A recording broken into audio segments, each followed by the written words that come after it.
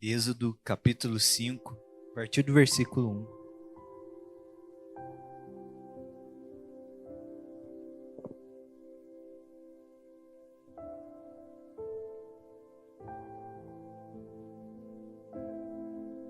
Amém? A palavra de Deus diz assim: Depois Moisés e Arão foram e disseram a Faraó: Assim diz o Senhor Deus de Israel: Deixe o meu povo ir, para que me celebre uma festa no deserto. Faraó respondeu: Quem é o Senhor, para que eu ouça a sua voz e deixe Israel ir? Não conheço o Senhor e não deixarei Israel ir. Eles prosseguiram: O Deus dos Hebreus veio ao nosso encontro. Portanto, deixe-nos ir a caminho de 3 dias ao deserto, para que ofereçamos sacrifícios ao Senhor nosso Deus, para evitar que ele venha sobre nós com peste e com espada. Então o rei do Egito disse: Moisés e Arão, por que estão afastando o povo das suas tarefas? Voltem ao trabalho. Faraó disse também: O povo da terra já é muito, e vocês ainda querem que eles descansem de suas tarefas? Até aí, feche seus olhos, vamos orar. Senhor Deus, nós estamos na tua presença e nós te adoramos, Senhor. Nós entregamos ofertas, nós entregamos o nosso coração em adoração, mas agora, Senhor, nós nos aquietamos aqui diante de Ti, porque nós estamos desejosos de ouvir a Tua palavra, de ouvir de Ti, aprender do Senhor que é manso e humilde. Por isso, Senhor, nós pedimos, fala aos nossos corações. Senhor, nos capacita a compreender a Tua palavra e viver a partir dela, Senhor.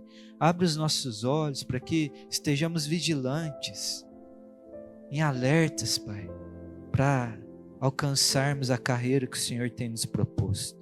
Assim nós oramos em nome de Jesus. Amém. Amém, queridos? Glória a Deus. Queridos, a palavra de Deus, a sua palavra é a verdade, amém? Você crê nisso?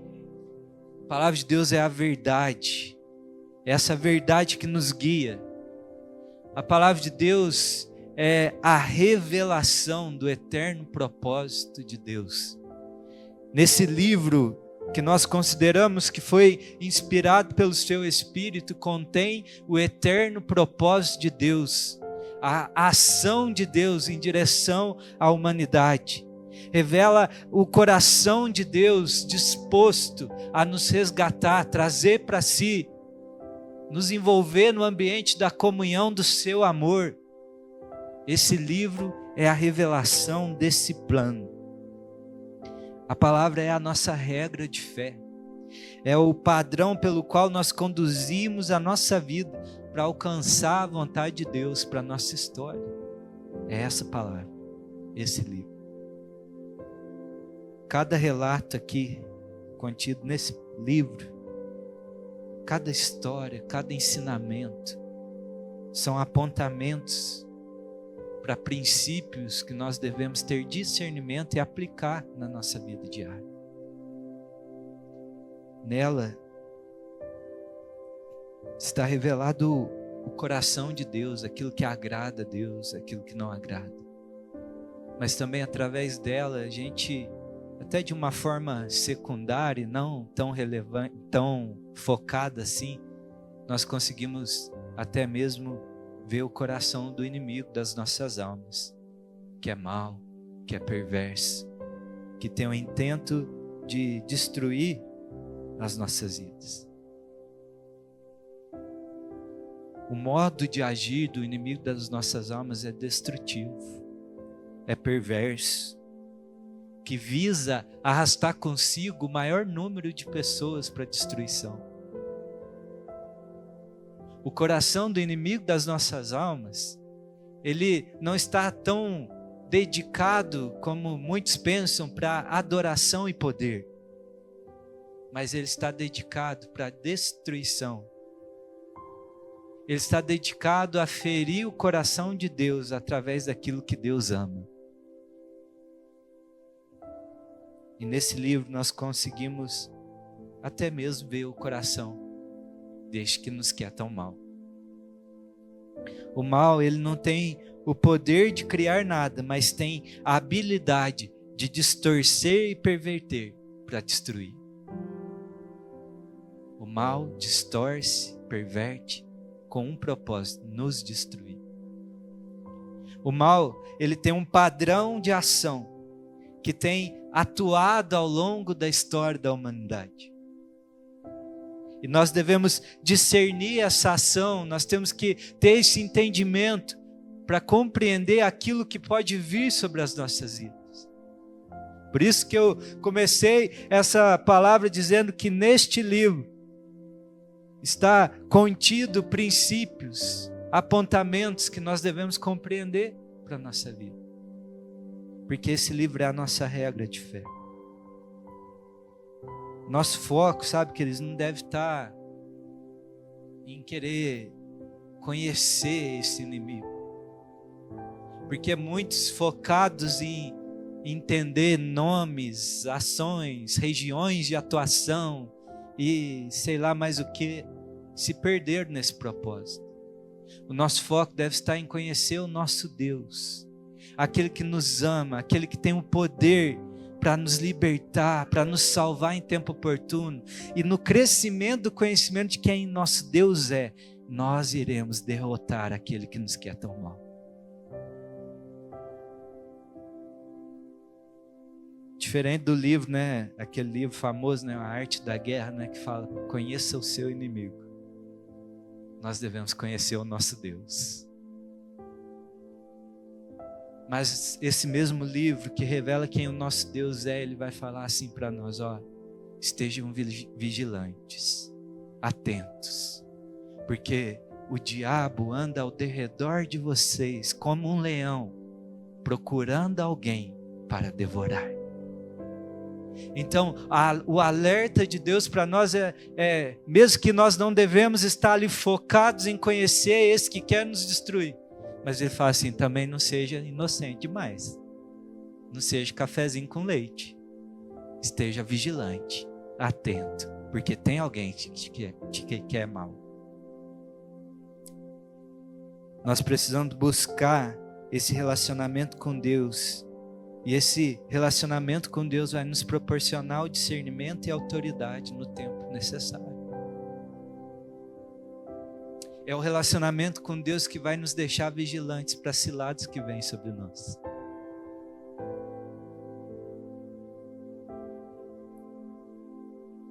Mas eu queria conversar com você nessa noite. Nós estamos aqui celebrando o amor de Deus, o poder de Deus, dizendo quem Ele é. Mas eu queria gastar um tempo com você nessa noite para nós meditarmos nesse padrão de ação do mal que está aí no mundo e tenta nos destruir, nos afetar. Eu queria meditar com você que que nós vamos chamar, até conversei, estava falando com o Gustavo aqui no culto de oração, nem sei se foi nesse último, acho que foi no anterior, falando do modus operandi do inimigo. O que é modus operandi? É o modo de ação do inimigo. Como que ele tem agido nas nossas vidas. Aqui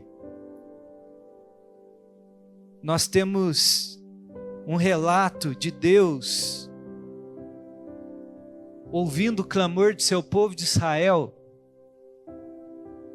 O povo de Israel é um povo que Deus tinha falado: através dessa família, eu vou aumentar eles até eles se tornarem uma nação, e através desse povo eu vou mostrar para todo mundo o que é uma nação cujo Deus é o Senhor, qual é a realidade que habita sobre essa nação, o que é um povo que é governado pelo próprio Deus.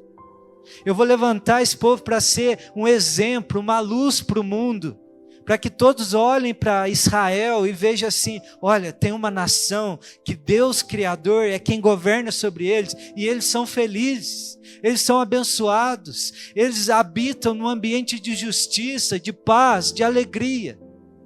Deus faz essa promessa sobre esse povo, mas no processo dessa promessa, eles passam 430 anos no Egito.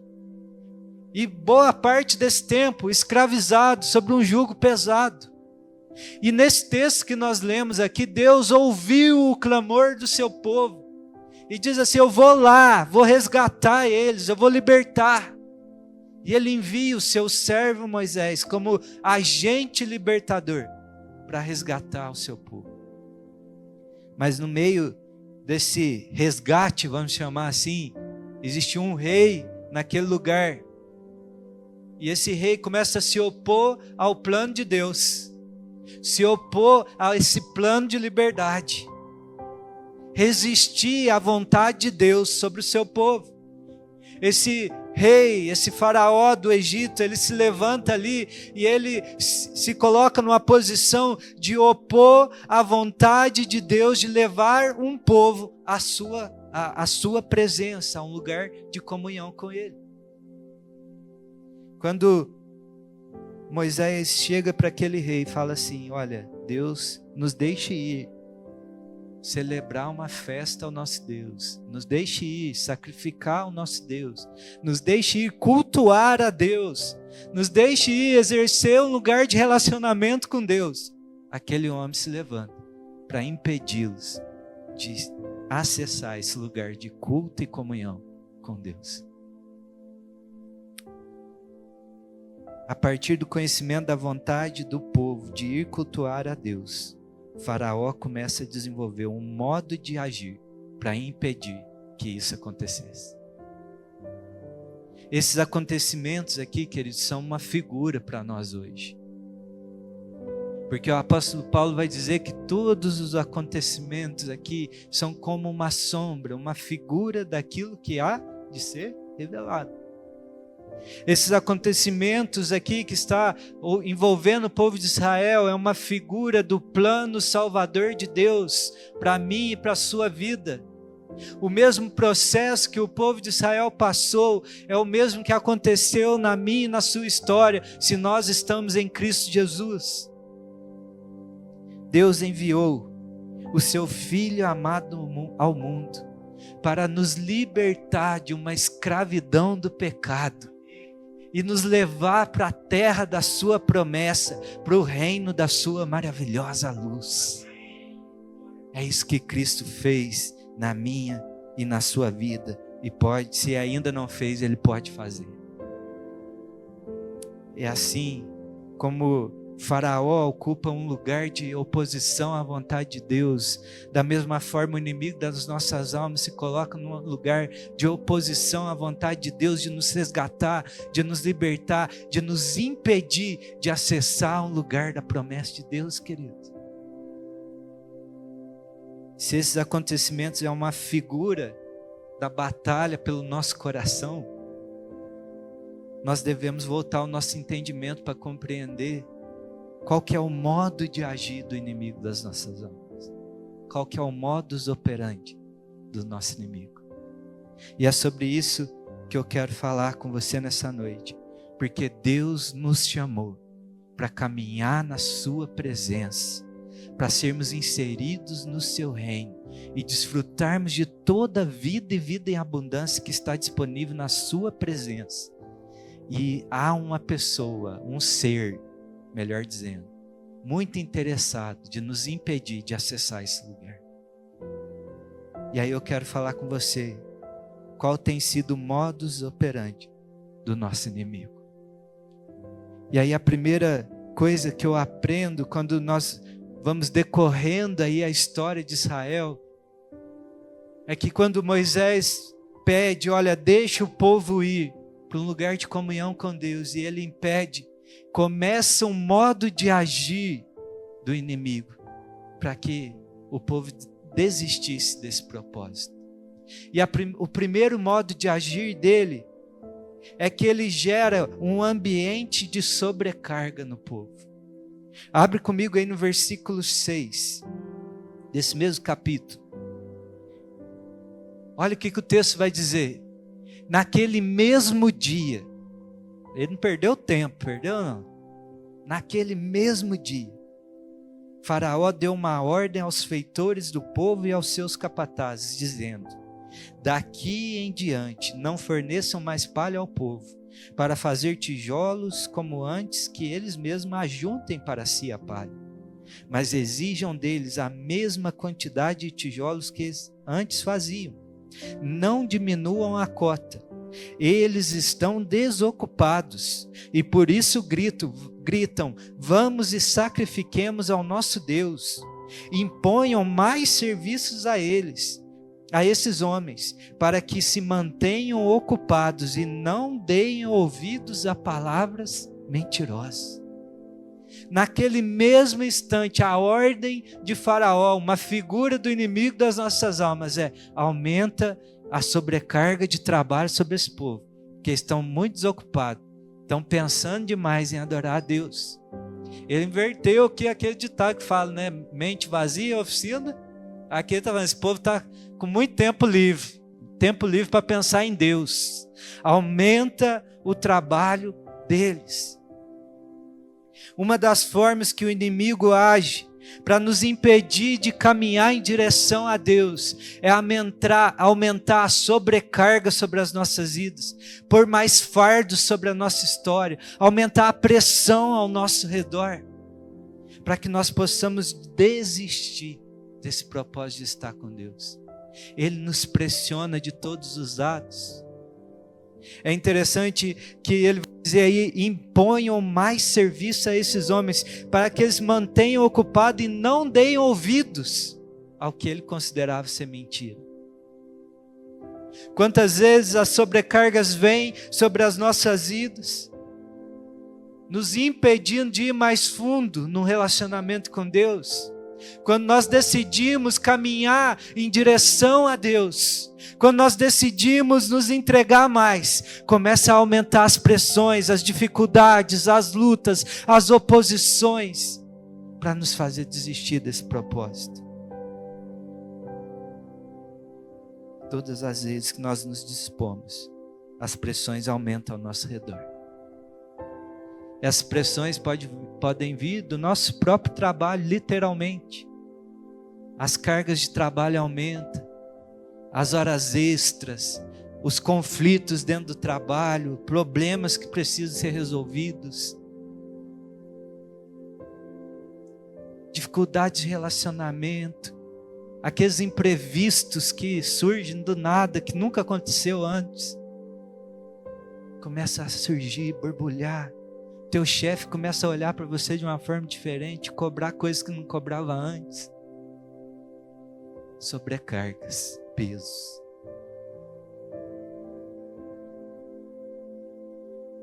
Pode vir crises financeiras. Às vezes dentro do ambiente da nossa família, vem ali esses problemas familiares, vem enfermidades, vem desentendimentos, novas responsabilidades que demandam mais tempo. Na nossa vida pessoal, começa a surgir eventos inesperados. Às vezes até mesmo aqui na comunidade de fé, no meio da igreja, começa a surgir mais áreas ministeriais, mais eventos, mais obrigações, programações. E quando vê, nós estamos carregando fardos que Deus não nos deu para carregar. Pesos desnecessários. O que eu estou querendo dizer aqui, queridos, é que tem muitas coisas aqui que elas em si mesmas não são ruins, não são erradas. Eu não estou aqui querendo dizer que você não tem que se dedicar mais ao seu trabalho, à sua família, aos seus irmãos, mas nós devemos estar atentos aos efeitos que isso tem gerado no nosso relacionamento com o Senhor. Quais são os efeitos que essas obrigações e responsabilidades novas têm surgido e como tem afetado o nosso relacionamento com Deus? Se você começar a dizer: olha, eu queria me dedicar mais em tal área para Deus, mas eu não posso porque agora tem surgido isso, aquilo, o meu trabalho tem demandado mais tempo, eu não consegui ainda organizar a minha agenda. Sinto muito lhe informar, querido, você está muito provavelmente entrando num ambiente do modus operandi do inimigo das nossas almas, para gerar sobrecarga sobre o teu coração.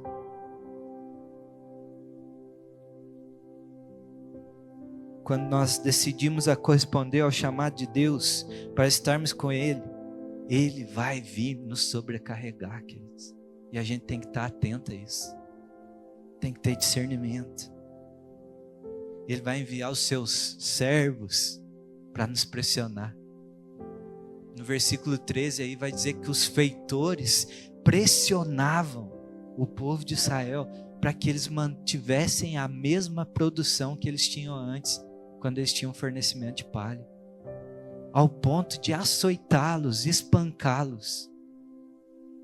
E é isso que Ele faz conosco, quando nós decidimos caminhar para o ambiente da presença de Deus.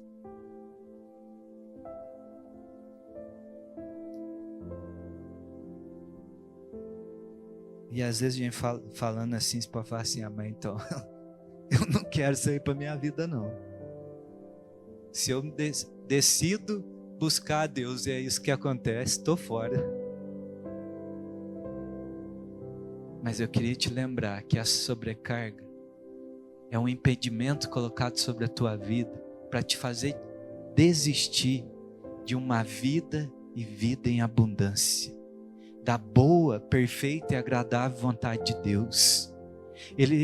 Eu não posso deixar de te lembrar que o ambiente sem essa pressão é o ambiente da escravidão. O mesmo que está te pressionando para desistir da liberdade em Deus é o que te acorrenta e te aprisiona no império de trevas, de maldade, de sofrimento, e principalmente que não vai permanecer naquele glorioso dia.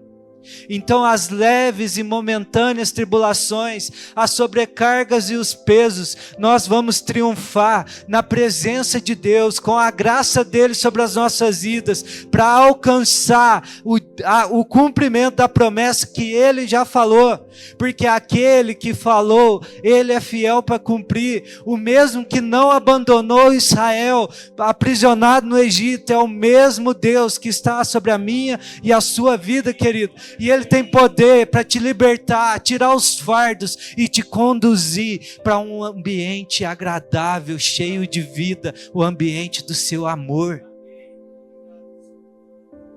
Por isso vale a pena perseverar, vale a pena não cair nessas pressões. A sobrecarga, ela vem para nos fazer questionar a nossa decisão de fé. Versículo 22. Então Moisés, voltando-se ao Senhor, disse: Ó Senhor, por que afligiste esse povo? Por que me enviaste? Pois desde que me apresentei a Faraó para falar-lhe em teu nome, ele tem maltratado esse povo, e tu nada fizeste para livrar o teu povo. Querido, é o próprio Moisés falando que Deus, na hora que eu decidi vir aqui, abrir a boca em teu nome, na hora que eu decidi obedecer a tua vontade, caminhar em direção à tua vontade, começou a dar tudo errado. O povo está sofrendo mais. E eu não estou vendo nada, nenhum detalhe da tua mão movendo para nos livrar. A sobrecarga vem para nos fazer duvidar das decisões de fé que tomamos diante de Deus, queridos. Mas nós temos que lembrar que é o próprio Deus que falou. É o próprio Deus que está fazendo. É o próprio Deus que ainda irá concluir a boa obra que Ele começou na minha e na sua vida. Deus não brinca com os nossos corações, querido. Deus não sugere as suas palavras. Quando Ele fala, porque Ele é imutável. Nele não há sombra e variação de mudança. Ele é o mesmo ontem, hoje e o será para sempre. Ele é o Deus fiel que sustenta a tua história, amém? Então não caia no efeito da sobrecarga de fazer questionar a tua decisão de fé. Quantas vezes nós nos falamos: nossa, no dia que eu decidi me dedicar a buscar a Deus, as coisas só piorou. As dificuldades começou, oposição, pressão de todos os lados. Fica firme, querido. A palavra que eu quero te dizer nessa noite é: fica firme. Isso aí é só um momento. Essa sobrecarga é daquele que quer te ver prostrado, cansado. É aquele que quer te ver duvidando que Deus é suficiente para cumprir o que Ele te prometeu. É alguém que te quer mal. Mas tem um justo juiz sobre a tua vida. O guarda de Israel não pestaneja os seus olhos. Ele está atento sobre a tua história. Amém? E aí essa luta, essa dificuldade, eu queria te lembrar que é o sinal que você está na direção correta. Se você não estivesse na direção correta, Ele não iria se opor a você.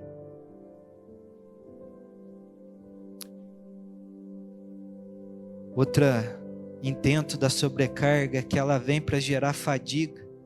E essa fadiga, ela se transforma em desânimo. E o desânimo nos torna surdos para ouvir a voz de Deus. Então, ele vem colocando peso, mais cobrança, mais obrigações, oposição, pressão de todos os lados, para te deixar cansado. E na hora que você está cansado, você fala: Deus, eu estou tão cansado, tão desanimado, deixa eu quietinho aqui. E aí quando vê, nós começamos a ficar surdos para a voz de Deus.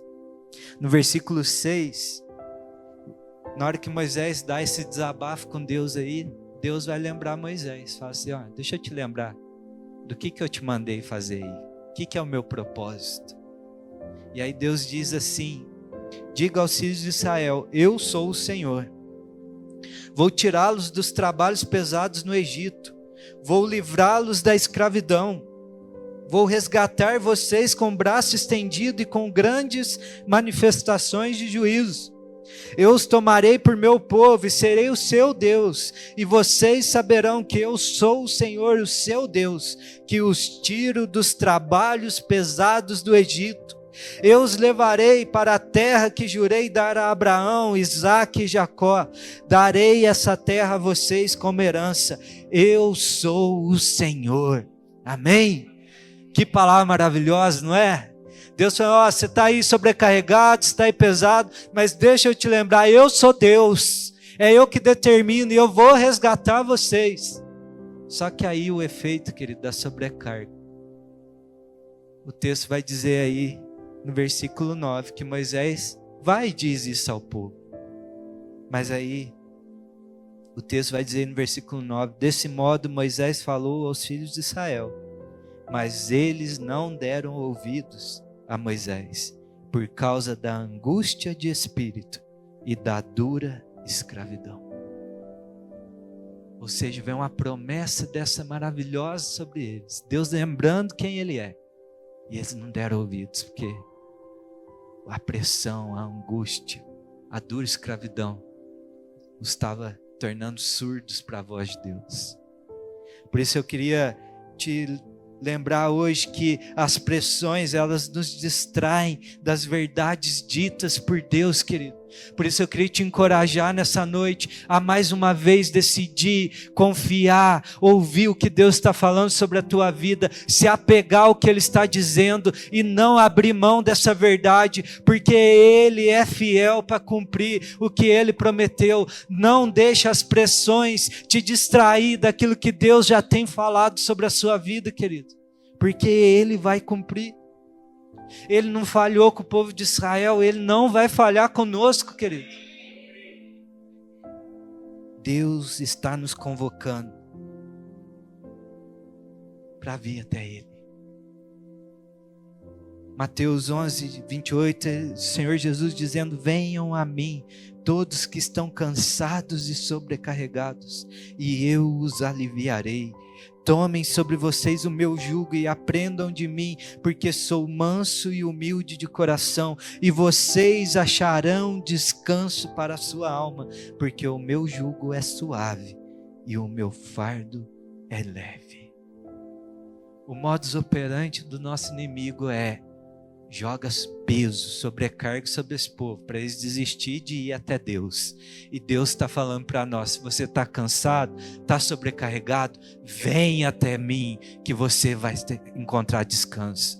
Enquanto um fala, não vai até Deus, porque você está com muito peso para ir até Ele. Deus está falando, se você está com peso, aí é a hora de vir até mim, porque em mim você vai encontrar descanso para a tua alma. Então, o primeiro modus operandi dele é te sobrecarregar.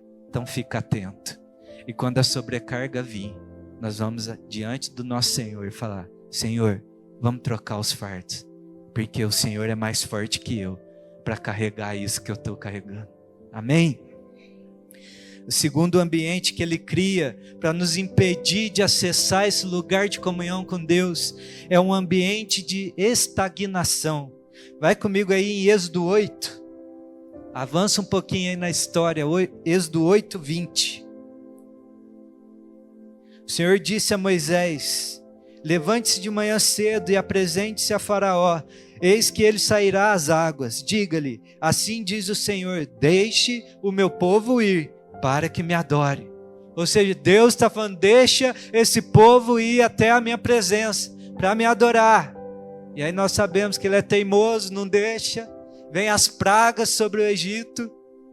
E aí lá no versículo 25, Faraó chamou Moisés e Arão e disse, vão, ofereçam sacrifícios ao seu Deus, mas sem sair dessa terra.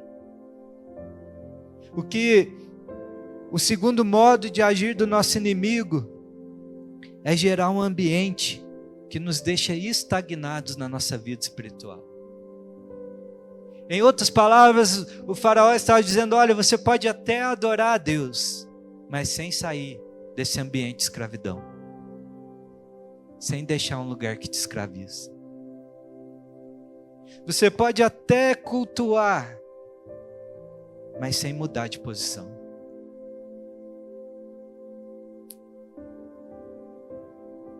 A gente pode frequentar cultos.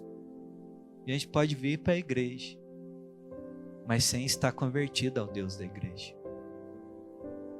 Nós podemos até adorar a Deus, mas sobre o domínio de um império de trevas. São pessoas que muitas vezes estão aqui convencidas dentro da igreja, mas que não se converteram ao Deus da igreja. São pessoas que não conseguem abandonar seu velho estilo de vida. Não conseguem mudar de comportamento, de natureza. Estão aqui mergulhados, sem deixar o Egito para trás. Estão estagnados na sua vida com Deus. Dizem que acreditam em Deus, mas não comunicam a sua fé através da sua vida. Não é possível, querido, desenvolver um relacionamento com Deus sem deixar a velha vida para trás. Você me ouviu? Não é possível desenvolver um relacionamento com Deus sem deixar a velha vida para trás. Mateus 6,24 diz, ninguém pode servir a dois senhores, porque ou irá odiar um e amar o outro, ou irá se dedicar a um e desprezar o outro. O lugar, querido, da nossa escravidão é totalmente aversivo a um ambiente de adoração a Deus. Moisés responde aí para Faraó quando ele diz, olha, vocês podem até adorar, mas sem deixar essa terra. Moisés vai responder a ele aí no versículo 26. Moisés respondeu, não convém que façamos assim, porque ofereceríamos ao Senhor nosso Deus sacrifícios que são abomináveis aos egípcios. Se oferecermos tais sacrifícios diante dos seus olhos, não é verdade que eles nos apedrejarão? O que Moisés está dizendo, olha, o nosso culto a Deus não tem nada a ver com esse lugar.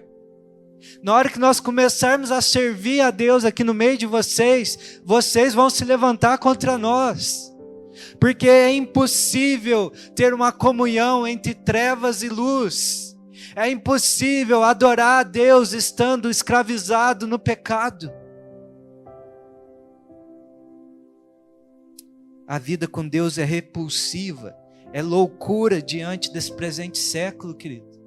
Por isso, quando nós nos dispomos a servir e adorar a Deus, ser fiel a Ele, começa a se levantar oposições, pessoas nos perseguindo, pessoas nos chamando de fanáticos, de religiosos, de intolerantes, retrógrados. Mas é porque a adoração a Deus, ela ocupa um lugar alto, elevado, santo, puro. Não tem espaço para um ambiente de escravidão. Por isso, ele diz, olha, você pode adorar a Deus, mas você não precisa mudar de vida. Porque ele não se importa se você está aqui cantando louvores. O que ele se importa é que você tenha um coração transformado pelo Espírito de Deus. Para se relacionar com Deus, queridos, é necessário percorrer a jornada da cruz. Eu acho bonito que Moisés vai dizer no versículo 27, temos de ir caminho de 3 dias ao deserto e ofereceremos sacrifícios ao Senhor nosso Deus, como Ele nos disser. É necessário morrer para o mundo e ao 3º dia ressuscitar para uma nova vida em Cristo Jesus. Assim como era necessário eles percorreram uma jornada de 3 dias no deserto, foi necessário 3 dias nosso Senhor naquela tumba selada, triunfando sobre a morte, para nos dar a liberdade, para hoje nós entrarmos com toda a ousadia diante do trono da graça e louvar a Deus de todo o coração, sem impedimento algum, libertos com os grilhões da escravidão rompidos, queridos, longe daquela terra de trevas, de ídolos que nos aprisionava antes. Por isso, para se relacionar com Deus, é necessário percorrer o caminho da cruz. Morrer para nós e nascer em Cristo Jesus. Nascer de novo. Dizer, já não sou eu mais quem vive, mas é Cristo que vive em mim. Não existe relacionamento com Deus sem nascer de novo, querido. Por isso não tem como atender a proposta do inimigo das nossas almas e dizer assim, adora a Deus do jeito que você está, onde você está. Deus, você já ouviu essa frasinha batidinha, mas eu vou falar de novo. Deus te ama muito e Ele te aceita do jeito que você está, mas Ele te ama mais ainda, para não te deixar do mesmo jeito que você veio a Ele. Não tem como adorar a Deus sem mudar de posição. O inimigo quer que você pense que você está com Deus, mas sem deixar a sua condição de escravidão do pecado. O maior lucro que ele tem é alguém falar assim, não, eu tenho Deus, eu creio em Deus, eu acredito em Deus, mas está lá, aprisionado nos pecados. Esse é o que menos dá trabalho para ele. O modus operandi do inimigo é nos estagnar em uma vida espiritual, sem transformação e amadurecimento.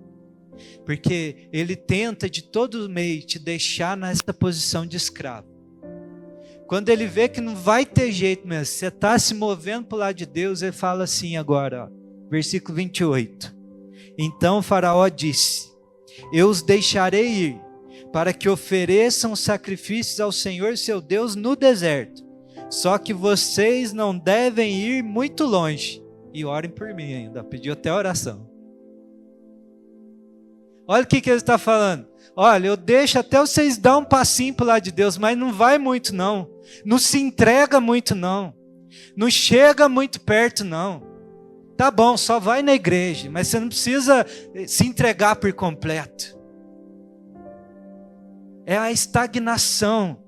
Você pode até entregar a sua vida, mas não amadurece nessa fé não. Fica do mesmo jeito.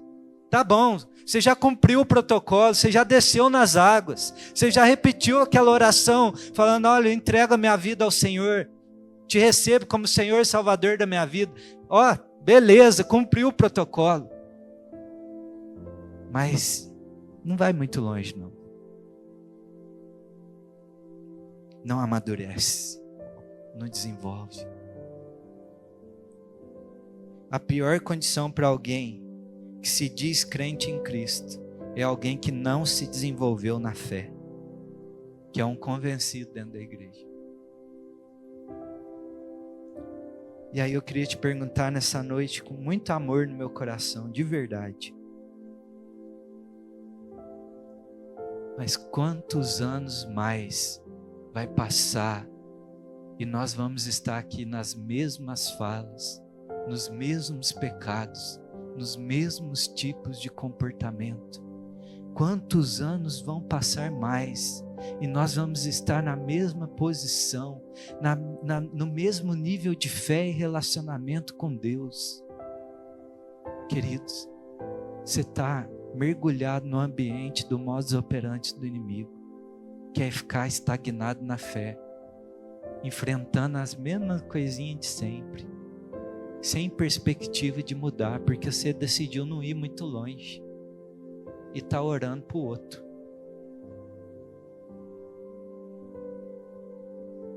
Sabe, esse orem por mim é engraçado, mas sabe o que ele estava falando? Ó, me serve aí nessa vida aí com Deus. Me serve aí nesse culto que você vai fazer a Deus, me serve lá. Até quando nós vamos ficar estagnados? Deus te chamou para ir dar frutos, e frutos que permaneçam, frutos que glorificam o seu nome. Deus te chamou para uma vida frutífera, querido, uma vida abundante na presença dEle. Deus tem mais para fazer na tua vida e através da tua vida.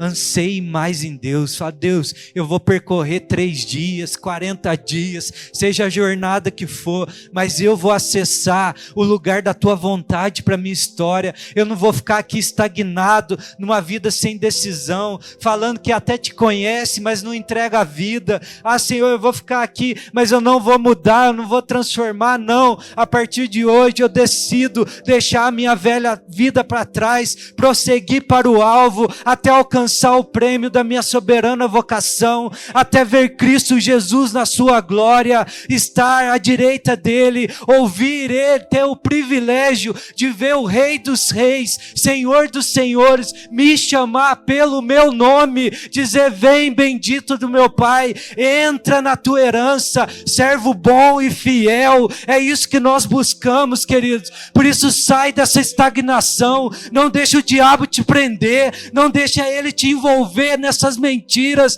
te deixar escravizado, mas vem para a liberdade que há em Cristo Jesus. Faz a tua vida valer a pena, desenvolve o propósito que Deus te deu. Há mais para nós vivermos em Deus, queridos. Chega de estar estagnado, chega de deixar ele preso, os teus pés presos nesse lugar que só quer te destruir. Tem mais em Deus para nós. Que Ele não seja efetivo no seu modo operante de nos estagnar. Porque é Deus que nos move. É Ele que nos impulsiona. Se Cristo nos libertar, verdadeiramente seremos livres e desfrutaremos do seu reino eterno. O terceiro ambiente do modus operandi do nosso inimigo é um ambiente de segregação. Vai comigo aí em Êxodo 10.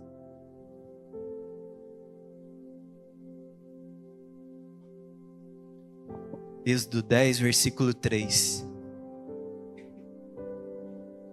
Moisés e Arão apresentaram-se a Faraó e lhe disseram: assim diz o Senhor, o Deus dos hebreus: até quando você se recusará a humilhar-se diante de mim? Deixe o meu povo ir, para que me adore. Mais uma vez Deus vem, fala: deixa o meu povo ir.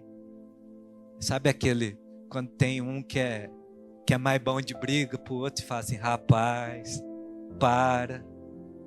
estou te falando, me escuta. Deus está falando, deixa o meu povo ir. Mais uma vez Faraó endurece seu coração, praga vem sobre o Egito.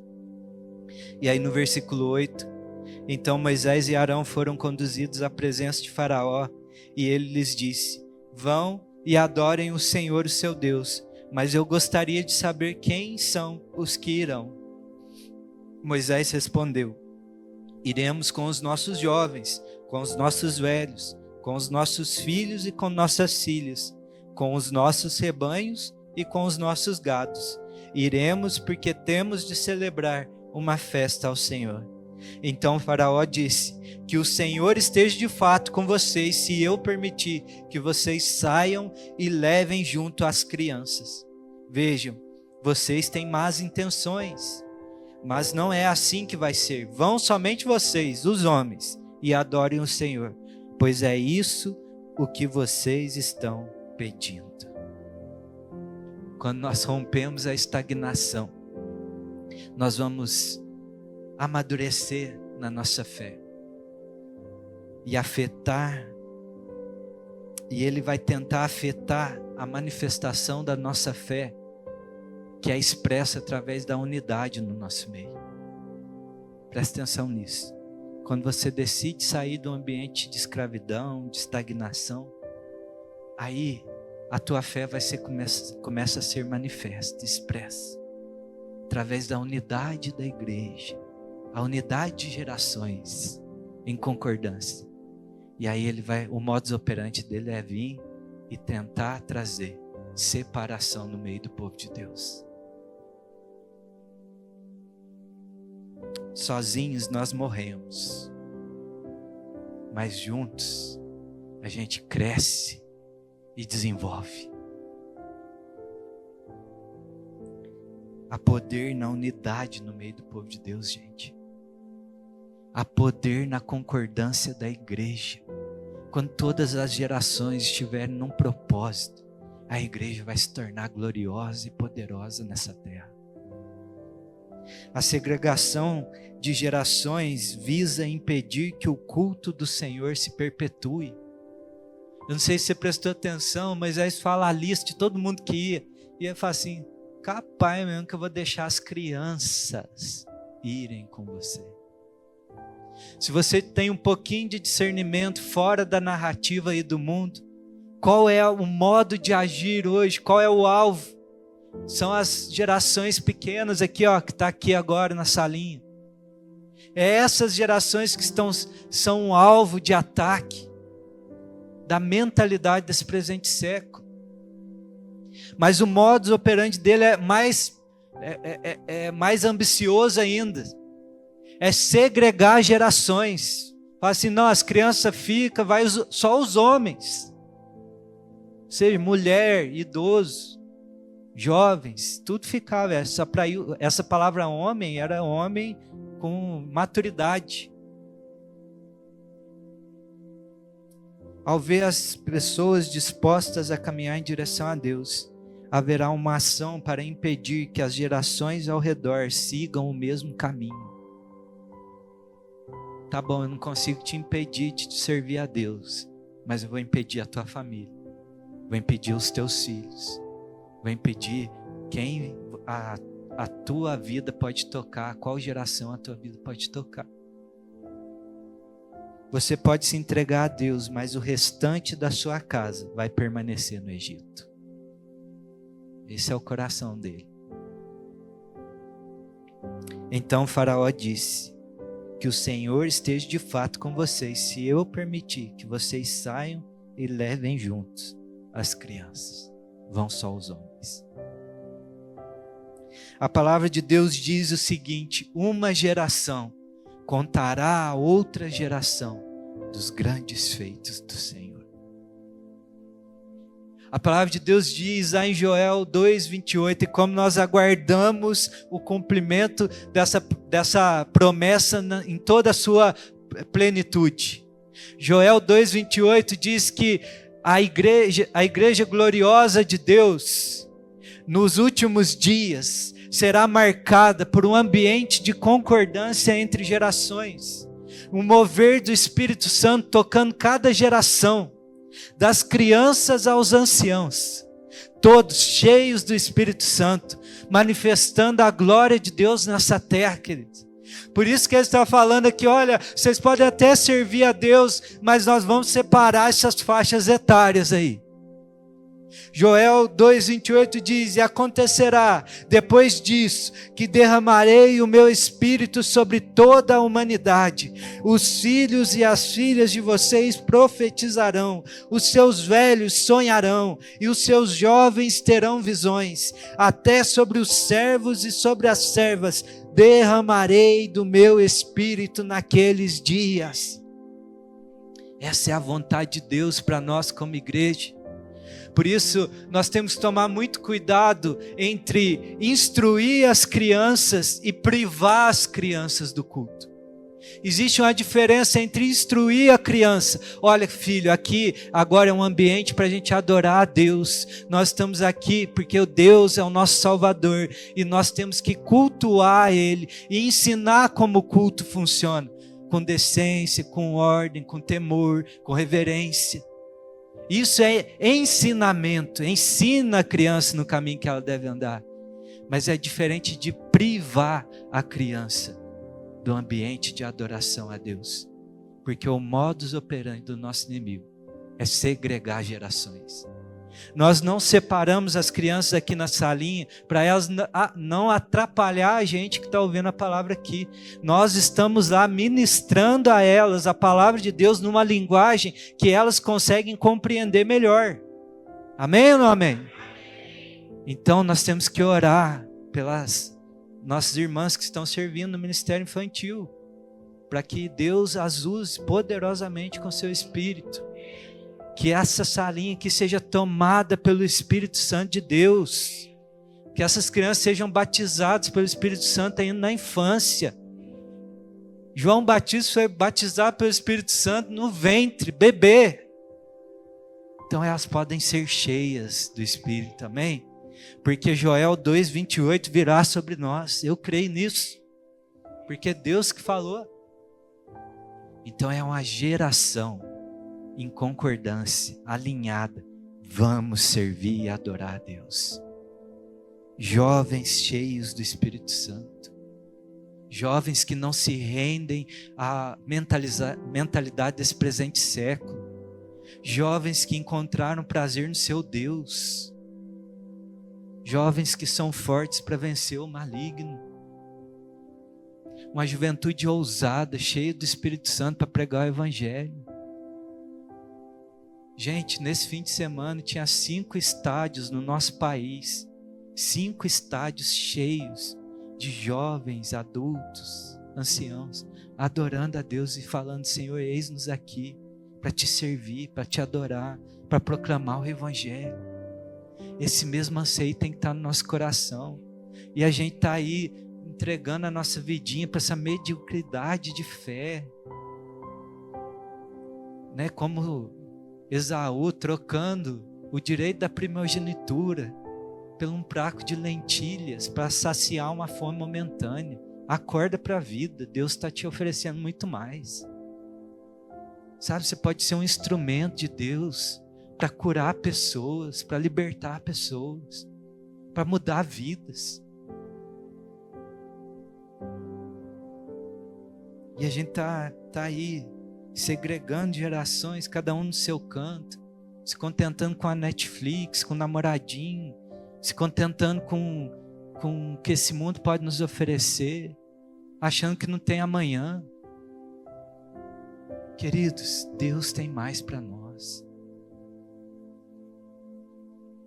E aí cada geração que está aqui, cada faixa etária tem a sua responsabilidade.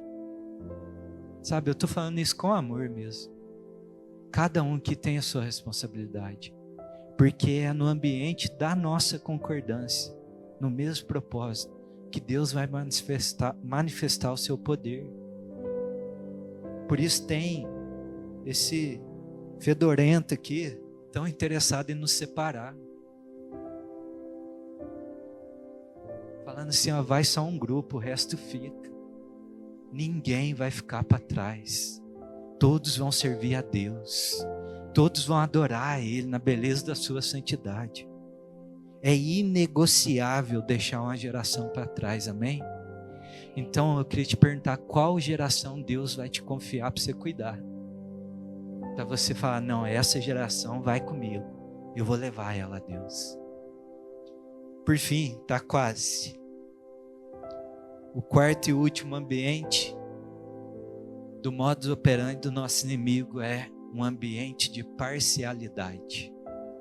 Êxodo 10, 24.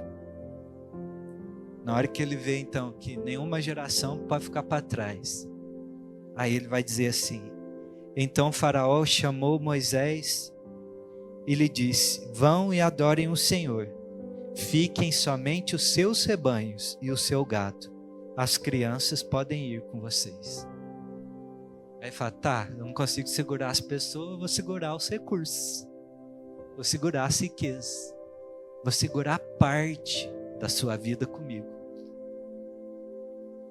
A quarta ação do inimigo das nossas almas para nos impedir de relacionar com ele é permanecer com um domínio de escravidão em alguma área da nossa vida. Então, já que ele não conseguiu te impedir de ir até Deus, aí ele fala assim, eu vou pegar uma área da tua vida e vai ficar indo sobre o meu domínio. Você está vendo que é como se Deus fosse pegando e vem tirando o povo, ele está segurando, sabe quando vai escapando da mão assim? Ele fala, alguma coisinha vai ficar comigo. É um ambiente de parcialidade, fala assim, você pode servir a Deus, mas tem uma arinha aqui, só essa arinha deixa comigo. Deixa eu cuidar disso aqui para você. Deus não se interessa muito com isso aí não. Essa pode ficar. Olha, já tem todas as outras. Enquanto a estagnação, ela está mais ligada a não ter uma transformação de vida. Na parcialidade é uma falha na transformação. É o não me entregar por completo. Muitas vezes há pecados ocultos, não confessados, brechas, falhas de caráter, que não entregamos à santificação do Espírito Santo. Caminhamos em direção a Deus, mas deixamos áreas da nossa vida no Egito, sob o jugo da escravidão. E aí eu preciso te lembrar que não há um profundo relacionamento com Deus sem uma entrega completa a Deus. Não há um relacionamento profundo sem entrega completa. Mateus 12:30 diz: ame o Senhor seu Deus de todo o seu coração, de toda a sua alma, de todo o seu entendimento e com toda a sua força. Ou seja, é uma rendição completa, é com tudo que você tem. Não dá para deixar uma partinha. Deus nos quer por completo. E aí, eu tenho que tocar nesse assunto. A principal área onde a maioria tem dificuldade para entregar a Deus por completo é a vida financeira. Por isso que ele está dizendo que, olha, deixa aí os rebanhos. É o que representava o meio de vida daquele povo. Quantas vezes nós entregamos, nós temos prazer em cantar a Deus, adorar, servir na casa de Deus, mas na hora que chega na parte da oferta, do dízimo, de expressar a generosidade a Deus, nosso coração fecha. Dá aquela trancadinha no coração. Nós retemos a entrega. Preciso te despertar nessa noite, querido. Não é em relação a volume financeiro que eu estou dizendo, mas é essa retenção, é você estar dando ouvido para o modus operandi do teu inimigo, quer dizer, serve a Deus, mas serve com parcialidade.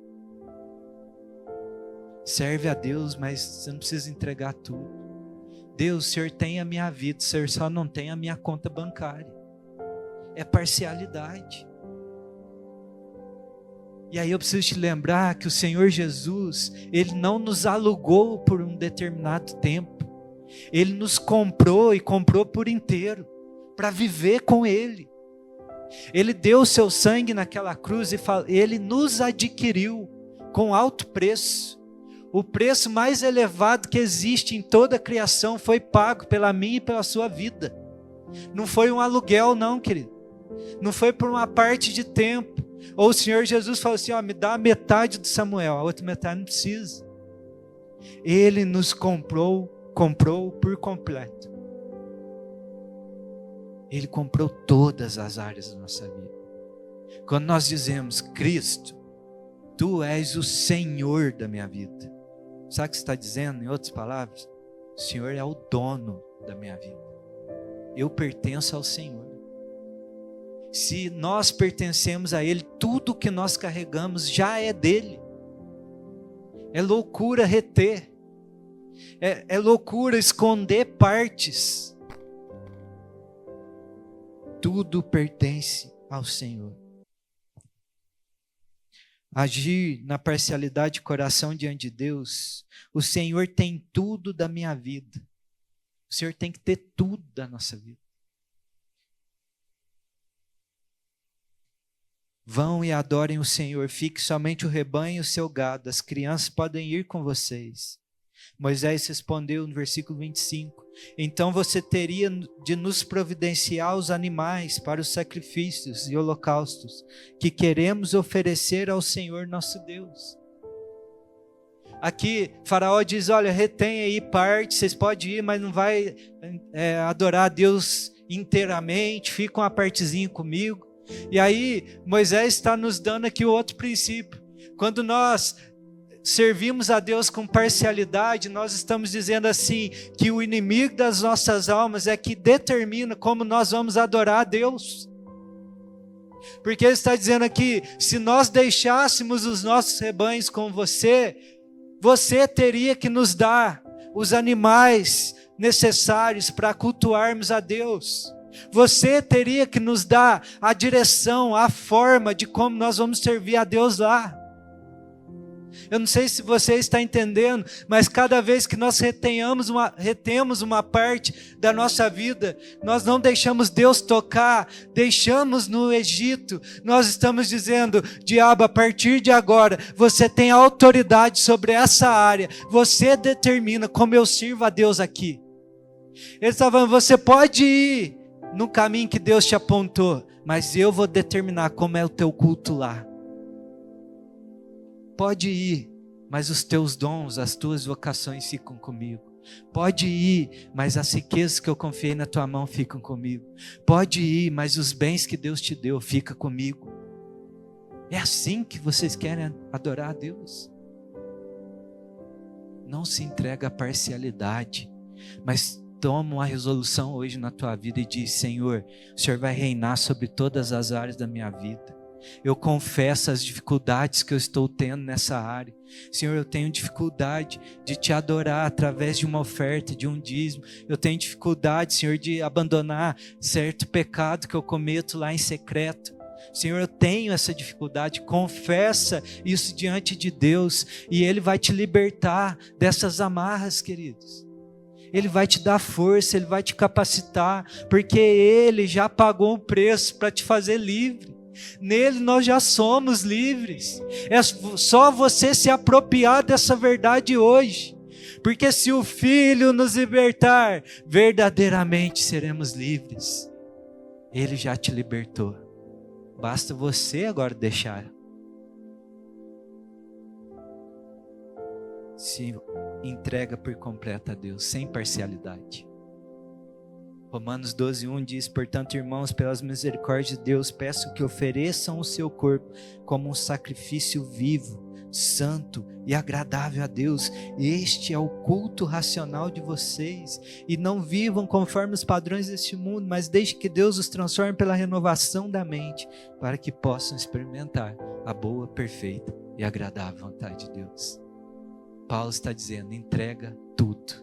O teu corpo, quem você é, como um culto racional a Deus, e você vai acessar o ambiente da vontade. de Deus. Amém? Para a gente encerrar, vamos lembrar então, modus operandi do nosso inimigo. Ele cria um ambiente de sobrecarga, de estagnação, de segregação de gerações e de parcialidade de vida, com o objetivo de nos impedir de aproximar do Deus vivo.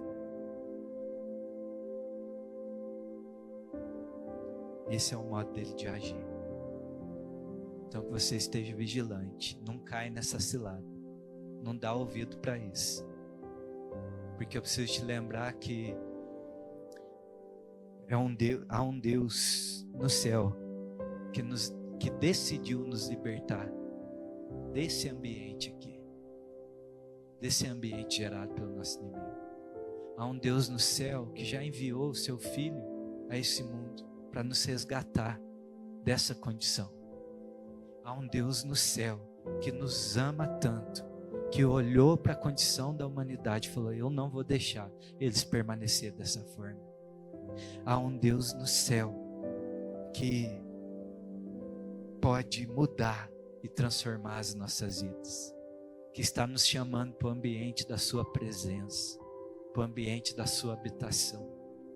E da mesma forma que o modus operandi de Faraó não foi capaz de impedir o povo de Deus de estar na presença do Deus vivo, da mesma forma, o inimigo das nossas almas não será capaz de nos impedir de alcançar a vontade de Deus para a nossa história. O mesmo Deus que resgatou Israel do Egito é o Deus que nós servimos nesse lugar. Ele tem poder para nos libertar, porque o mesmo sangue do Cordeiro de Deus, que foi representado lá nos umbrais das portas das casas do Egito, é o mesmo sangue que foi derramado sobre a minha e a sua vida hoje. E esse sangue tem poder para romper com todo o jugo de escravidão que está sobre a nossa história. O sangue de Cristo Jesus é poderoso para te libertar. Por isso, se você quer ser livre desse ambiente de escravidão, entrega a tua vida a Cristo Jesus, confia nele e ele vai fazer na sua história esse romper de escravidão para te dar liberdade, para te inserir no ambiente de vida e vida em abundância, porque é isso que ele veio fazer na terra. É isso que ele veio fazer na tua história. É isso que nós estamos celebrando aqui nessa noite. É uma fé naquele que realmente nos libertou. Moisés foi um instrumento para representar Cristo nessa terra, mas o próprio Cristo já veio, e nós cremos e confiamos nele. Ele é mais poderoso. Nós acabamos de cantar aqui que ele é poderoso, que ele é o Rei dos Reis, que ele é digno de abrir os selos, de manifestar a vontade de Deus nessa terra. Esse é o teu libertador, esse é o teu resgatador, esse é aquele que pode redimir a tua história, esse é o que pode romper com as artimanhas de Satanás, porque ele veio desfazer as obras do inferno e nos dá vida, nos dá liberdade, amém? Você está disposto a celebrar essa mesa hoje com essa mentalidade? Você está disposto a celebrar essa mesa hoje sem estar escravo, sem estar aprisionado no Egito? Querido, desfruta de uma liberdade. Essa liberdade está disponível até quando você vai dar ouvidos ao inimigo da nossa alma. Se entrega ao chamado de Deus, dizendo: vem para a minha presença, vem para a minha provisão, vem para o meu cuidado. Vem, esse é o chamado. Vinde a mim, todos que estão cansados e sobrecarregados, e eu os aliviarei. Tomem sobre vós o meu jugo que é suave, o meu fardo que é leve, e vocês encontrarão descanso para suas almas. Essa é a noite de nós celebrarmos aqui o descanso que encontramos em Cristo, esse cuidado, esse amor leal sobre a nossa vida, amém?